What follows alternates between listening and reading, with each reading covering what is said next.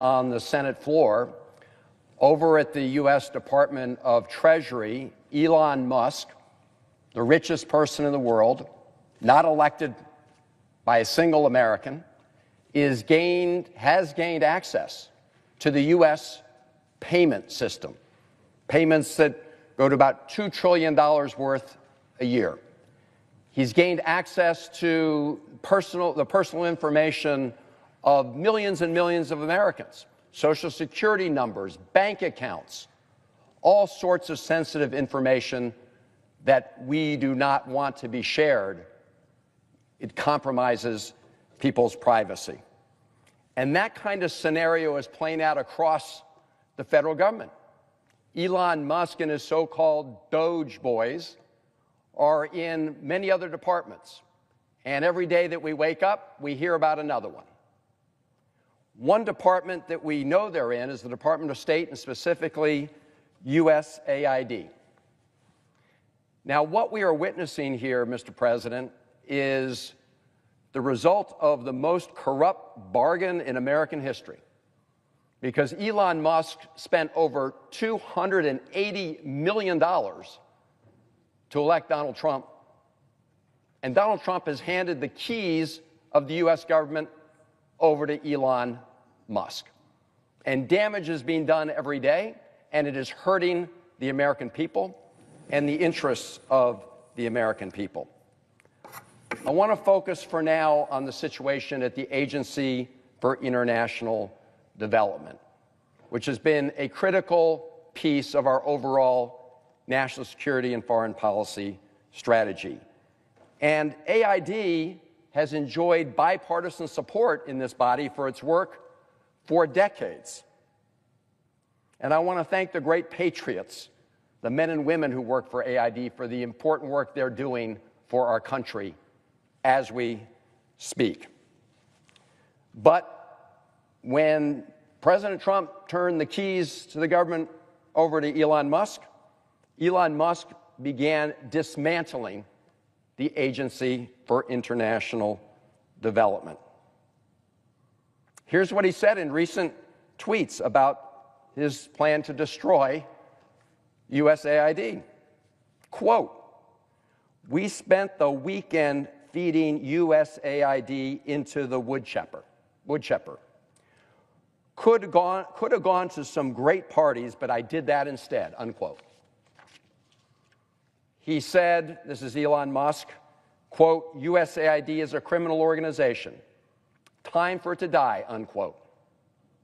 I think my colleagues on both sides of the aisle would be surprised to know that they've been supporting a criminal organization all these years by voting to support the Agency for International Development.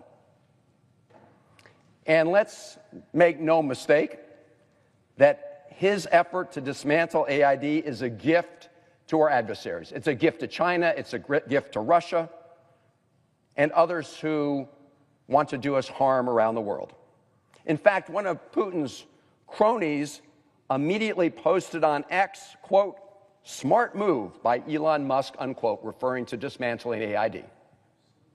So this is not America first. This is America in retreat. And it has nothing to do with government efficiency and everything to do with aiding and abetting our adversaries.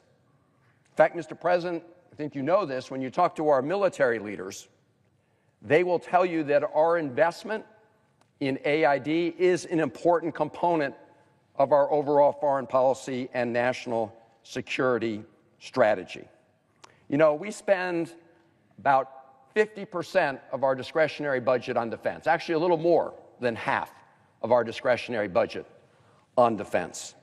We spend about 2% on AID, and in fact, if you look at our overall budget, it's 0.6% for AID.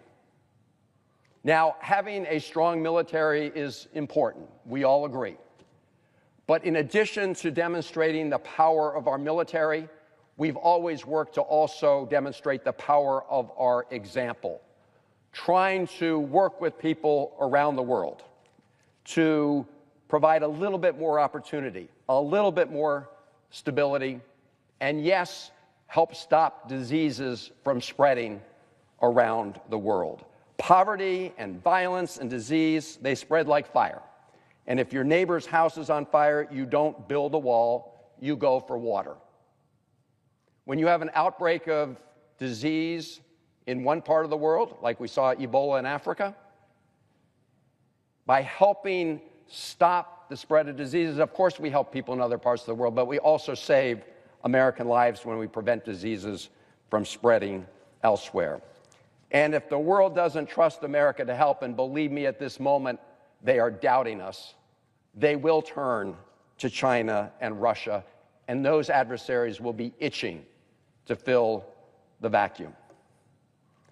Now, Elon Musk's crusade against USAID is not only a security risk, it's also a purge of dedicated public servants who have committed their lives in service to the values our country holds dear.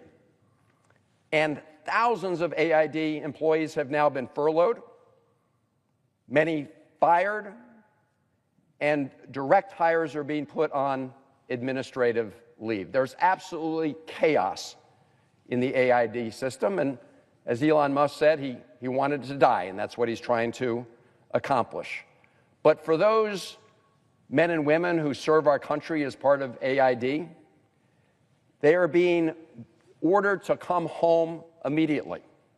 So thousands of our AID staff overseas were called back with just a few days' notice. Their kids are being pulled out of school in countries overseas. Many of them don't have homes to come back to at this moment. Could be homeless upon their return. And they're being ripped out of their lives where they're doing that important work for our country. Mr. President, USAID has more than 13,000 total employees worldwide. On Monday night, the email was sent out to all staff and then subsequently posted on USAID's website. You can go and look at it right now, telling all of them that they will be placed on administrative leave globally. Placed on administrative leave globally. This is absolutely cruel and an unnecessary infliction of punishment on Americans and others who've been our partners in this effort in supporting humanitarian causes and advancing U.S. priorities around the world.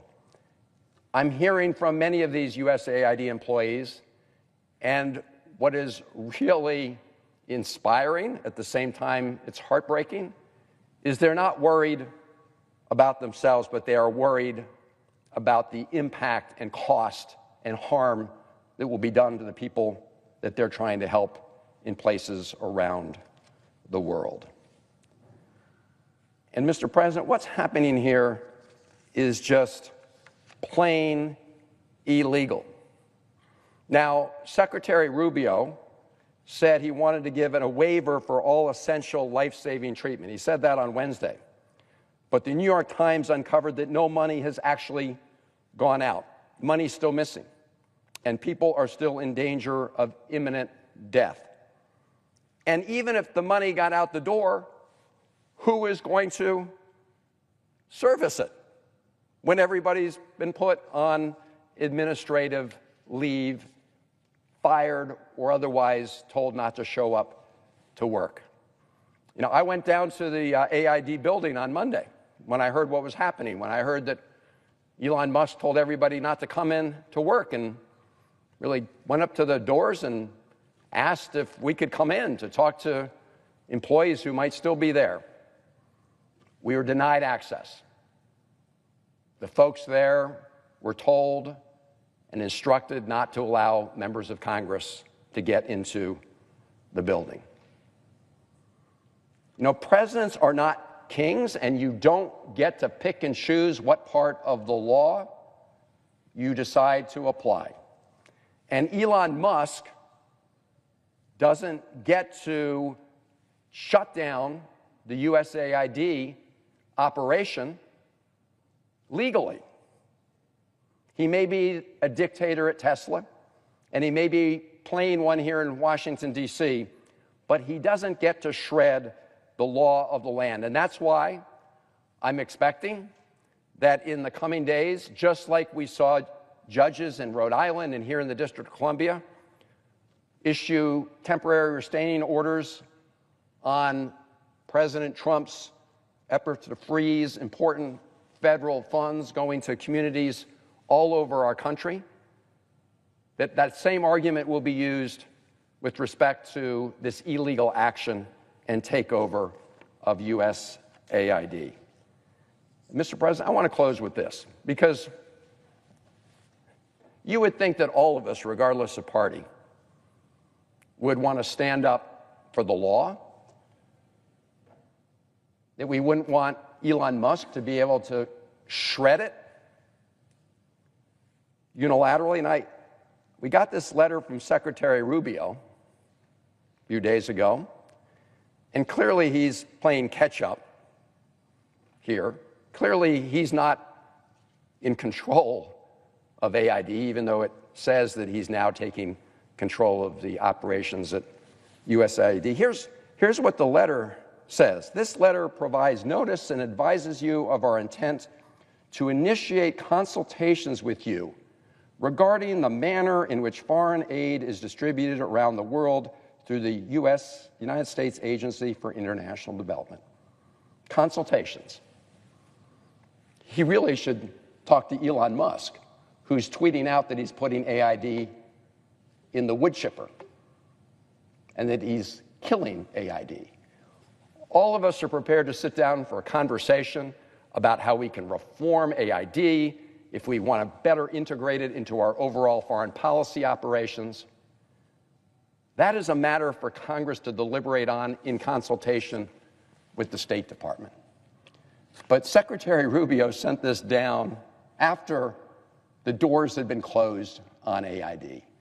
This is just a cover-up for the fact that he wasn't controlling what was going on. And I think as members of the Senate, we have an obligation, if we care at all about our lawmaking duties and care at all about whether or not when we appropriate funds for AID, they're actually spent, as we indicated, we all have an interest in making sure that this process operates in a legal way. And what Elon Musk is doing is flat out illegal. And if our colleagues won't join together on a bipartisan basis to do it, the courts are stepping in. But the courts shouldn't have to do our job. So I appeal to my colleagues on both sides of the aisle, if you care about the Constitution and if you care about Article 1, you should be rising up when Elon Musk is talking about putting AID through the wood chipper and saying it should die. I will be back a little later on the floor, Mr. President, to talk about Russ Vought's place and the role he plays